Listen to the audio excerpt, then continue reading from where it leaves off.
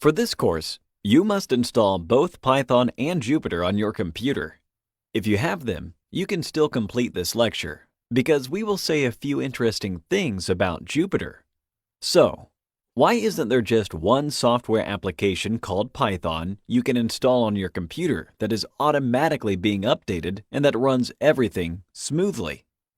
I am sorry to tell you, but it's not the case. We have to deal with reality. First, Python is a programming language. It can allow you to communicate with the computer. To do that, you'll need the help of a specific software or an application. Namely, the Jupyter Notebook app, which is more often called Jupyter, can help us to do that. It is a server-client application that allows you to edit your code through a web browser. Consider the following graph. All units represent different software. On one side, you have several language kernels. These are programs designed to read and execute code in a specific programming language, like Python, R, or Julia. The Jupyter installation always comes with an installed Python kernel, and the other kernels can be installed additionally. On the other side, you have various types of interfaces where you can write code.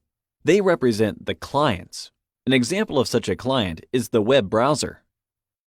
The Jupyter server provides the environment where a client is matched with a corresponding language's kernel.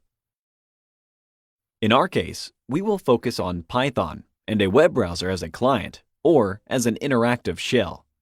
Your work will be stored on a notebook document, and since we will strictly be using the Python language, it will be called IPython notebook file, with the file format .ipynb.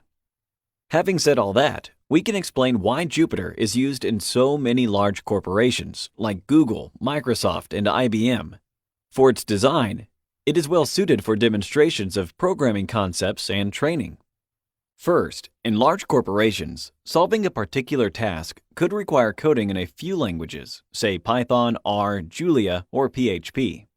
Instead of installing different interfaces for each language kernel you need, Jupyter allows you to use the same structure of the notebook type of file. Simply, each notebook you create will connect to the language kernel you request. Consider also, this file can be easily stored locally or on a remote server. Therefore, Jupyter facilitates the communication between teams in a corporation tremendously. Second, Jupyter is not a text editor that opens a new window every time you execute a different part of your code, as is the case with some other software applications. In the same file, you can have pure text that can communicate a message to the reader, computer code like Python, and output containing rich text like results, figures, graphs, pictures, and others. This simplifies the process of the workflow immensely, and Jupyter Notebook is increasingly preferred over other software packages. That's why we'll use it too. The next step would be to install Anaconda, a software package that contains both the Python programming language and the Jupyter Notebook app. Thank you for watching.